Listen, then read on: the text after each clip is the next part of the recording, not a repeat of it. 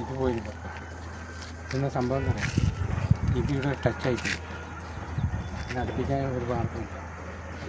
അങ്ങനെ വിട്ടാൽ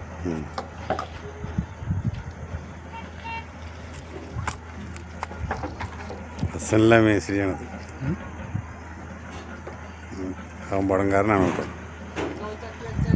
ആ മേസ്ത്രി. അടിപൊളി മേസ്ത്രി.